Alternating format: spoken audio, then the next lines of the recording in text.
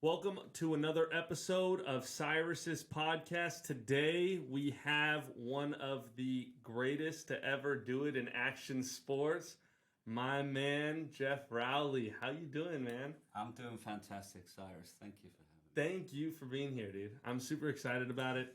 I'm super excited to dive into how you got here, where you're from, what you've done, and I mean, again, I appreciate you so much for making the time and coming out here and doing this. Yeah, for sure. I mean, I'm born and raised Liverpool, England. I moved to California, United States, July 2nd, 1994, and I just turned 18 years old with $153 in my pocket. What made you? Dang, that's insane. What made you move out here from all the way from Liverpool? The American dream. I wanted to be a professional skateboarder.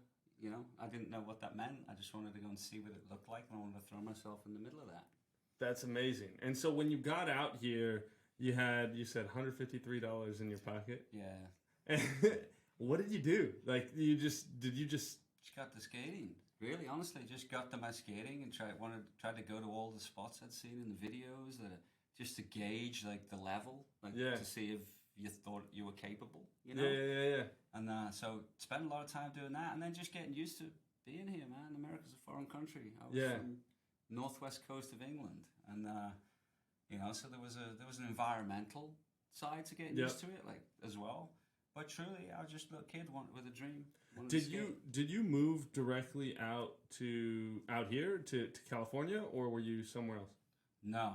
I lived in Liverpool, England, with my parents until I moved here in 1994, and to Huntington Beach, and stayed there. Built whatever action sports happened in the early thousands or something like that, and it worked out. Thankful for that. And you have, I'm grateful for the last time I went over to your office. I have a pair of your signature shoes, which are there's that too, Cyrus. A lot of the brands I was fortunate enough to get kind of involved with located in Southern California. It doesn't always work out like that, even in action sports, and that's kind of. But I think would be the main reason why I've stayed living in Southern California since 1994 all the way to now. Yeah. Was that part of, again, you're 18 years old, you move out here, you want to skate, you want to do your thing. Was that was it a plan for you, or was it just No, it was terrifying. Absolutely freaking terrifying. Truly, laid in my bed at night, just scared.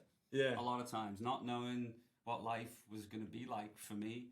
Not knowing if I was on the right path, not knowing if I was making the right moves or meeting the right people or doing the things I needed to do to get to where I hoped I would get to. Yeah. Which was a place I had no idea what it really truly looked like. 100%, yeah. Right? So it was as much as it was a complete eye-opener, because I traveled a lot even as a little kid. I was going all over Europe and all over the UK, skate contests, traveling on buses and trains. Yeah. So I was pretty well traveled, even by 18 years old. I'd slept in many a bush, truly, or many a train station before I came to the US. So coming to a whole, another complete different side of the world. Yeah. And I didn't know anybody. Wow. It was scary. That's a real deal. But I loved it. A lot about California is very welcoming. Yeah. As much as it can be scary. Yeah. And I guess I was lucky enough to be right near the beach too. That always helps to be able to look at the ocean. And feel, the feel weather's a little better here than Liverpool, right? Hey, it's blue sky, the sandy beach, and it's warm, so it must be good. Yeah, exactly. So when you said you weren't sure what it even looked like, when did you realize hey, this is actually starting to work? When I suppose I don't know if it's. Yeah, I guess maybe it would be. Maybe your first kind of, you get your first car, or you're able to afford your first apartment, or whatever that is. Those big moves where you have your own social security number, you have to pay your own taxes, and you have to start going down that path. Then you're a valid member of society, right? And you're an adult that has responsibilities that I knew, and I don't know, I feel fortunate. My mother and father gave me a pretty good foundation to not necessarily be so loose. Okay. With that stuff. So I took it on as I have to do that the right way. Yeah, 100%. Or I'm going to be screwed next year. Yep. and that. Like, I never had any debt. I never got credit cards, those That's kind amazing. of things. Like, so as a young kid, I didn't get a credit card and then was just going month to month. I just made it freaking happen. And for the first bunch of years, I didn't make much money. Yeah. You know, and it is a hustle, and it was a hustle, but I loved it. But you've been super strategic because, like, through our conversations, and we met because of real estate, right? Yeah. Which is so cool because I think I remember our first call. You're like, "Hey, man, I'm not sure if I'm going to do anything," you know, and I didn't even know who you were. We were just on a phone call, and he's like, "Hey, I'm not sure, but you know, we'll see," you know, and then now we're great friends, and it's great, and I not only respect you as a client and a friend, but as I think I learned so much from you on the business side, on the consulting side, on that side of things that you've helped me with, and I appreciate that. But you've been really smart coming into, you know, from where you started to where you're at now. You've been very smart on the financial side, on the investment side, from what I've seen. And where did you learn that? Oh, man, I don't know if I'd completely agree with you on that 100%. You know, there's a certain practical side to some of those transactions. Yeah. You know, and if you're talking about like real estate or buying your first house and going through that kind of path, I mean, you have to make a decision why you're making the purchase to begin with. Yeah. Right? And it's a pretty big purchase. If you want to put it in the grand scheme of life, it's one of your larger purchases, right? Yeah. It always is going to, no matter how rich you are, Yeah, exactly. or poor you are. And by the way, you only need food, shelter, water to be happy. You don't need a big fancy house. And Yeah. if you know what I'm saying, like, so I was brought up with those values. Yeah. You know, somewhat, and that has helped me. That has honestly helped me. Is like you pay for what you can afford, and you go through that path. But I think also, getting back to kind of like the reasoning for the purchase. Yeah. If you're buying a house and you're buying your first house, like I said, that's a large purchase, and you want to make sure that in 18 months you're not on the other side of that purchase that now is going against you. Yeah, exactly. And I've seen that happen to a lot of people and a lot of friends, and I'm thankful that I never, you know, entertained that way. Yeah. You know, like I was felt pretty comfortable with my very conservative moves. And making sure I could always pay the bill. Well, yeah, and also I think something that I've recognized just from knowing you and seeing you move is you're also very good at, I think, staying in your lane and letting the people do what they do best, stay in their lane, and then taking advice from people that have been through there. And I talk about like that, like you learn from experiences in life, but they don't need to be your own. Did you have some sort of like mentor in like the business side of things, or were you just kind of like shooting a shotgun and hoping it sticks? Yeah, I'm honestly thankful for good parents that taught me practical reasoning and freaking sound decision making and a stronger sense of, I don't know, what was important. It's not about what you have. Yeah. You know, and it's not about what you take. It's about what you give that people remember. I love that. Yeah. And that's a separate thing, but in the same breath, it's, you know, like I never felt like as soon as I could afford to pay for rent for my own apartment and I was rich or I was anything, I was terrified. Yeah. Because I was taking on a commitment. Yeah. Right? So you have to make sure you can deliver that. It's a responsibility. So there's a certain amount of that. I think a lot of people who go through that, they're not ready for that responsibility and they think they can just go into it and do it and handle it, and then they realize it's work. Being a homeowner's work. You know, being in a rental situation can be work if you have a terrible manager or a terrible rental situation. You know, so I pick my battles. I would say, and I've made some purchases or workplaces where I've lived, where I've moved on to the next place, and the reason why I've moved to where I needed to move is so I could skate better, so I could be around the culture and the people I wanted to be around. It's not always about necessarily making those moves that, you know, the financial turnaround is really, really quick. Yeah. Sometimes it's about personal, you know, side of it, which I think over the course of time has worked well for me.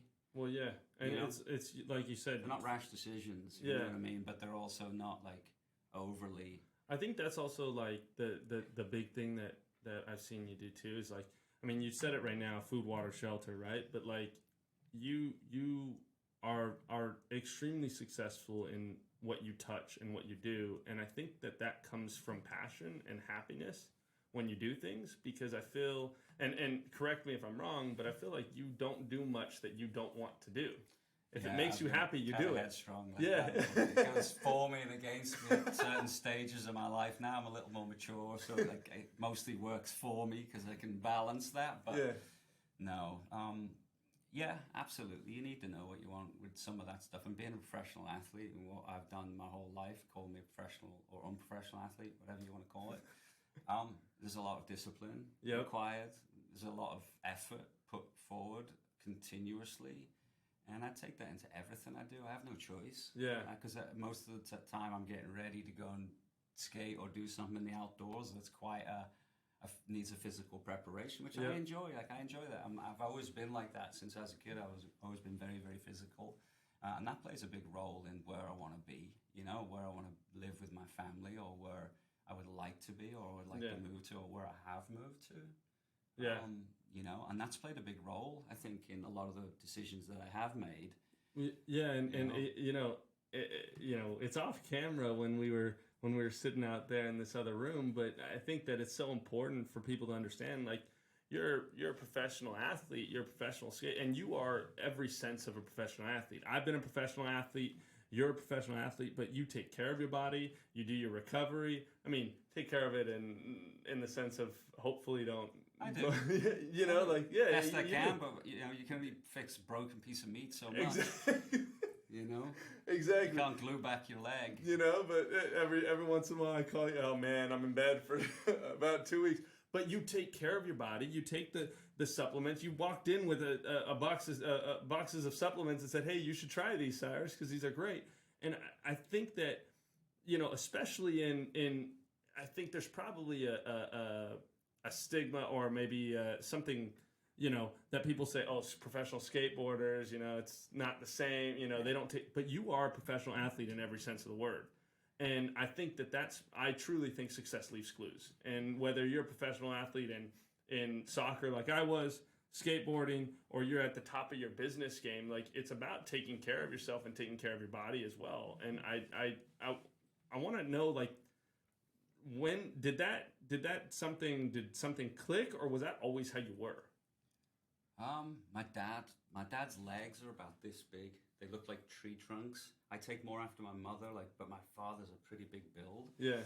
And he's always been very, active growing up, did a lot of sports when I was growing up. And it was always important for him to do that, once or twice a week away from his family, to get that out. Yeah. You know? Yeah. I think that probably rubbed off on me a lot, as much as his work ethic at the same time. He went to work very early, come home late every night, you know, and you're looking through the letterbox, seeing your dad leave the house in the dark, and he's going to go to work, and, you know, run a print and stuff. So I think a combination of both of those, the physicality and the routine of once a week, having to make sure that you were okay, psychologically or subliminally, mind screwed me growing up to help me in that space. I think just to have a good male figure to look at like that, I feel rich. I love that, yeah. You know, and I still don't know how to thank my parents and family for being as badass as they are. But that's a lot to do with it. Well, I think, you know, it's got a lot to do with it, and it's not to be taken for granted neither. I'm a fortunate motherfucker, excuse my French. Yeah. But I'm a lucky man to have a family that I had, and that taught me to take care of myself and look after my body. I don't know. I think, you know, I always think that, how do I thank my mom for doing everything she did for me and everything? And I think, I truly think that I watch how you are with your kids and what you do with your kids, and you're an amazing father. And I think that when it comes down to it, I think that that's probably one of the best things that you can do, right? Is just be the best father you can be, because you had a great role model. So it's fun. It's fun to be able to have some of the tools you're thankful you were given to do that for, you know, a new life. That is an awesome thing. But there's also, back to your question about health. Yeah. You're not going to be able to physically do something professionally your whole life without a certain amount of understanding of your own physicality, 100%. Your own vulnerabilities, your own boundaries, you know, and I don't even have any go on the edge and you throw yourself in an area where you know you can do it, but you're not sure because you've not done it. My whole life I've enjoyed pushing. I love skating. I really do. And I like that, going out and trying to like just push yourself like that every day. I'm sure like plenty other sports get it for the same reasons. And it's and it might be my personality or my freaking whatever it is needs that outlet, or it's just not settled somewhat. But I have had to pay attention to my body over these. Every time I've got mangled or something's happened or broke a leg or broke a hand or an arm or a collarbone or, you know, rip a muscle off the side of your leg, it's a new thing, a lot of it. And it's usually, you know, apart from the repeated injuries, you don't do the same thing twice. Your body doesn't do the same thing twice. It does it different the next time, every single time. And so you need to learn the areas that you need to self-medicate a lot. And there's a lot of anatomical self-exploration that goes with that. And so to circle back to that, it takes a lot of my own mental strength to do that. Well, yeah, and I think that you are also very, very much a professional in every sense of the word with how you handle your everything that you do, you know, down to, you know, hey, we're going to be doing the podcast at 1:30 and you're here at 1:15 so we can do a prep talk, you know, there's everything that you do is very professional, and I always say success leaves clues, and you being at the top of your sport, at the top of your class and what you do, like, it shows up because of the fact that you take care of your body, because of the fact that you show up in a professional manner. Because I mean, I even have conversations. Hey, look, I gotta go shoot this film. I gotta do this. I do this. It's a job for you, and you treat it that way. You don't treat it as just a hobby, even though you enjoy it, which is an amazing thing. I'm thankful. You know what I mean? Yeah. There's a very creative circle to like skating and that arena, and I've dabbled around with quite a bit of those different areas, and you know, been able to take bits that I enjoyed to do and take bits that I didn't enjoy and throw yourself out there as well. I love that. And so now, speaking of that, you threw yourself out from. I mean, you're still in the action sports arena. You're still in skating. You're still doing it, and now you're also big on the business side of things. That maybe a lot of people maybe don't even realize it. But I know I realize it because we have these conversations about total different topics. I think we never really even talked about skating. That's why I'm so interested over on this side. But life's so short, Cyrus. That's what I'm saying. You know, so talk to me about more of what you've been able to. You know, you lead hunts.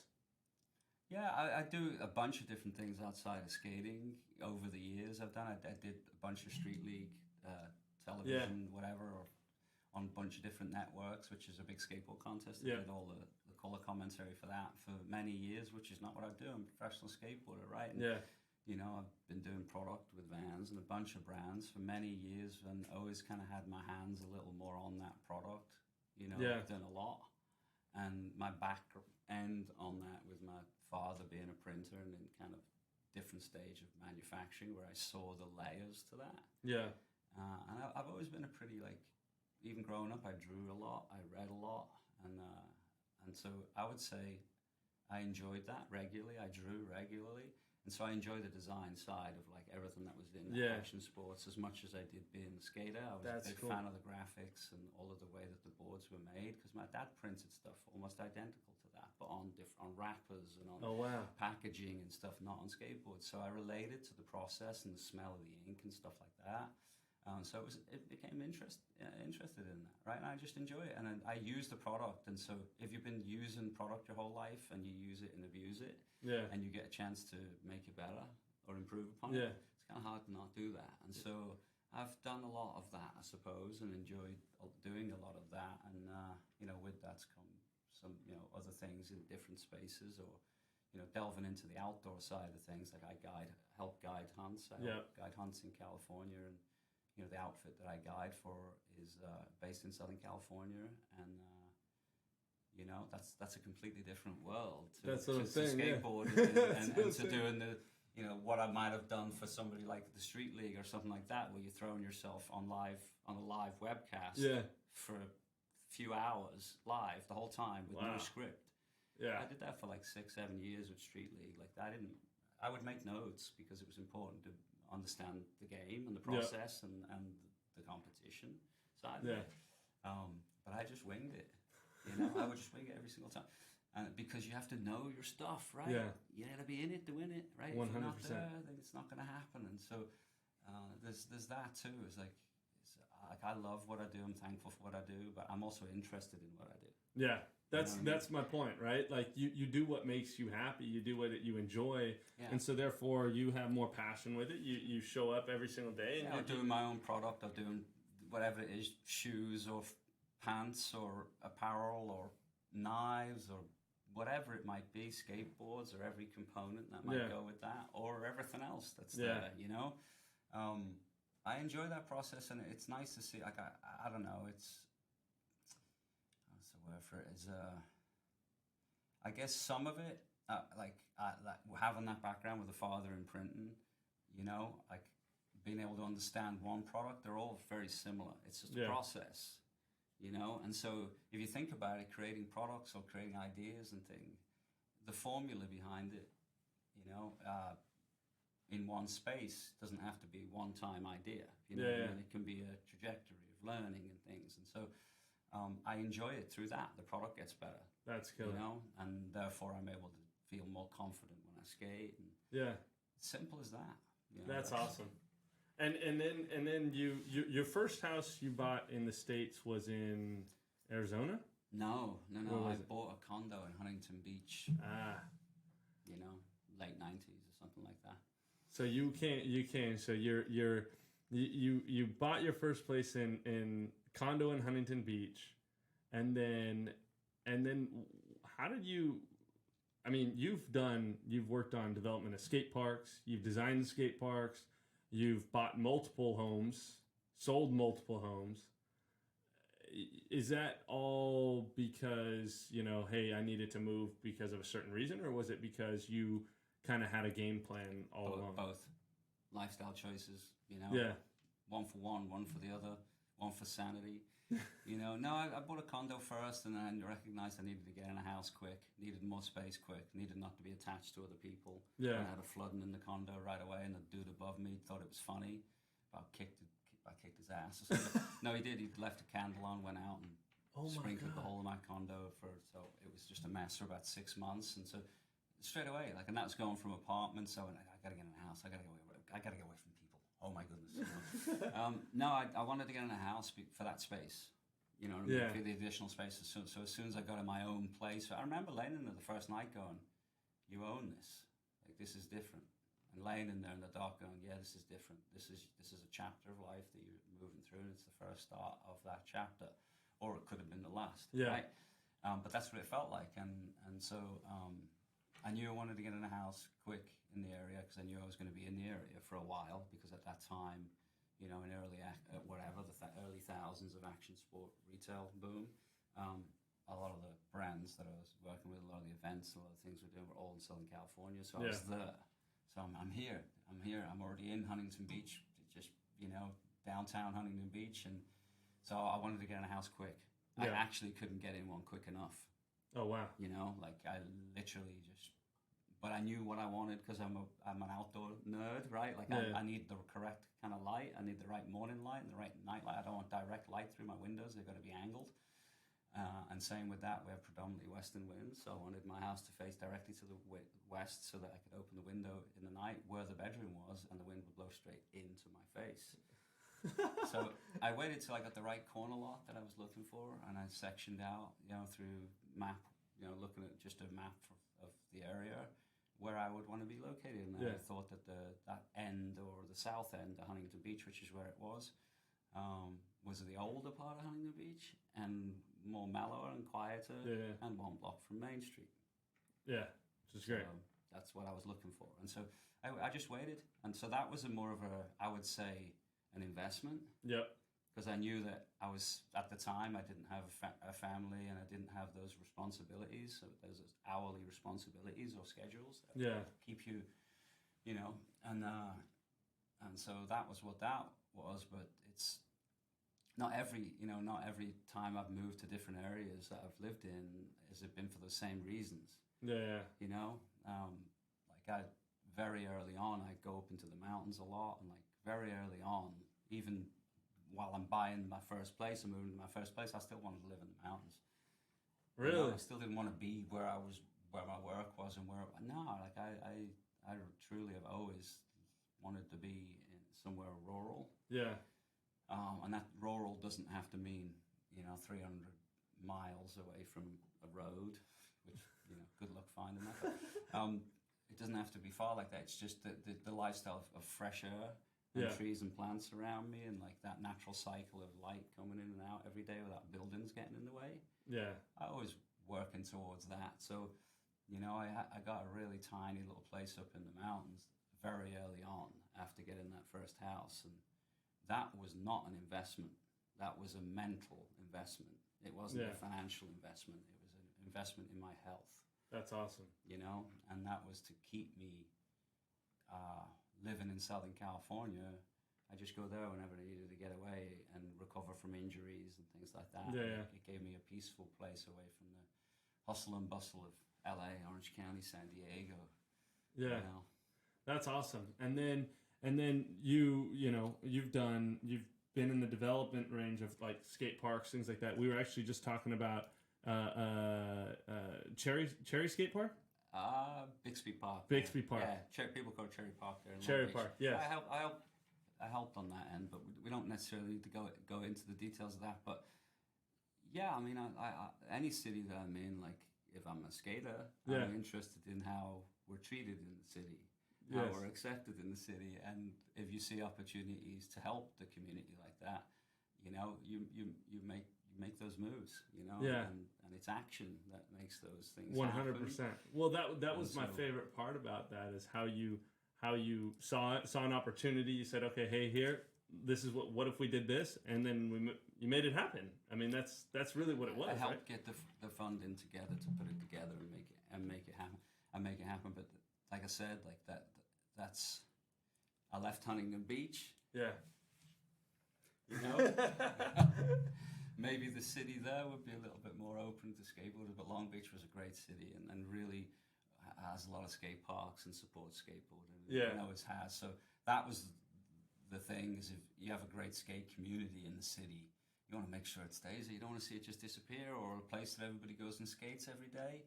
To hang out and kids meet and they're safe because they're in the middle where they can't really get away with too much. Yeah. If you know what I mean, that creates safe places, and I don't know.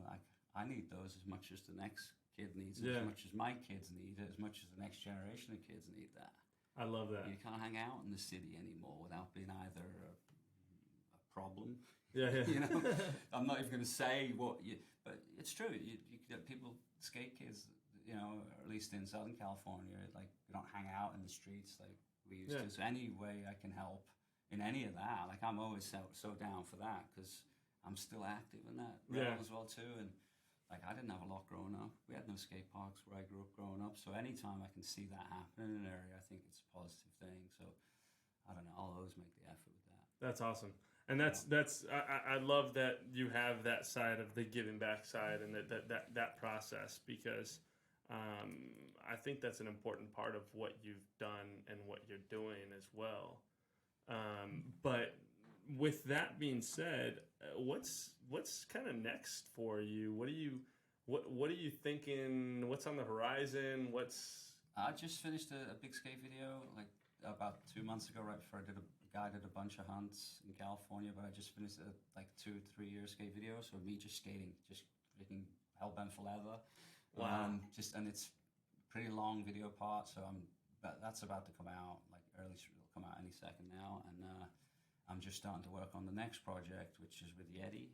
It's like a skate project with Yeti, which has something to do with, I'm going to be giving you a call shortly afterwards, but no, I'm looking to do a little bit more of a freaking skate video thing for Yeti that's freaking outdoor and feels right. That's sick. You know what I mean? Because I'm in my happiest place if I've got those two elements. So, everything's good for me. No, but that's what I'm working on.